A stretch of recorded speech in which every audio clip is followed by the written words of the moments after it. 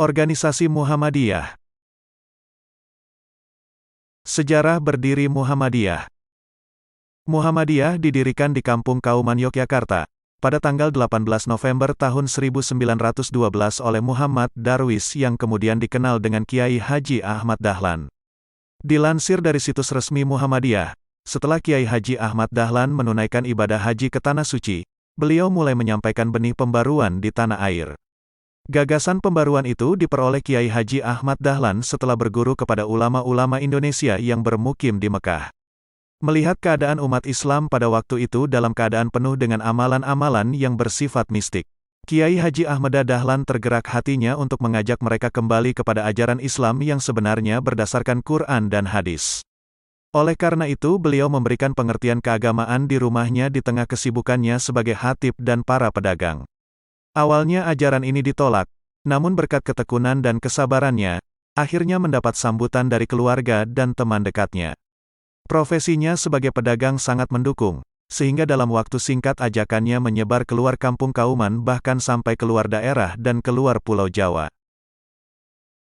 Nama Muhammadiyah pada mulanya diusulkan oleh kerabat dan sekaligus sahabat Kiai Haji Ahmad Dahlan yang bernama Muhammad Sangidu. Muhammad Sangidu merupakan seorang ketip anom Keraton Yogyakarta dan tokoh pembaharuan yang kemudian menjadi penghulu Keraton Yogyakarta. Nama Muhammadiyah kemudian diputuskan Kiai Haji Ahmad Dahlan setelah melalui salat istihoroh. Artinya, untuk mendirikan Muhammadiyah memiliki dimensi spiritualitas yang tinggi.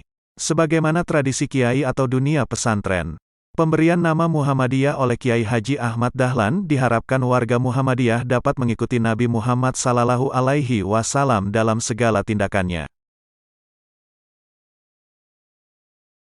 K.H. Ahmad Dahlan adalah seorang pahlawan nasional Indonesia yang lahir di daerah bernama Kauman, Yogyakarta pada tanggal 1 Agustus tahun 1868. Pria yang lahir dengan nama kecil Muhammad Darwis ini adalah putra keempat dari 7 bersaudara dengan ayah bernama K.H. Abu Bakar.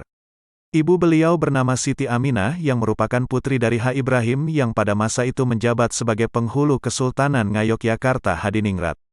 Beliau adalah generasi ke-12 dari salah seorang wali songo yang terkemuka dalam mendakwahkan Islam di daerah Gresik yang bernama Maulana Malik Ibrahim. Sejak kecil, K.H. Ahmad Dahlan memang sangat antusias untuk berdakwah. Ia menunaikan haji ketika beliau masih berusia 15 tahun dan menetap di kota Mekah selama 5 tahun. Selama di Mekah, beliau memperdalam ilmu agama dan juga berinteraksi dengan Muhammad Abduh Al-Afghani, Rashid Ridha, dan Ibnu Taimiyah yang memiliki pemikiran-pemikiran pembaharu dalam Islam. Formalitas beragama adalah fokus utama yang ingin didekonstruksi oleh Kiai Dahlan. Ide pembaharuannya menyangkut akidah dan syariat, misalnya tentang upacara ritual kematian, upacara perkawinan, kehamilan, sunatan, berziarah ke kuburan keramat, memberikan sesajen kepada hal yang dianggap keramat dan sebagainya.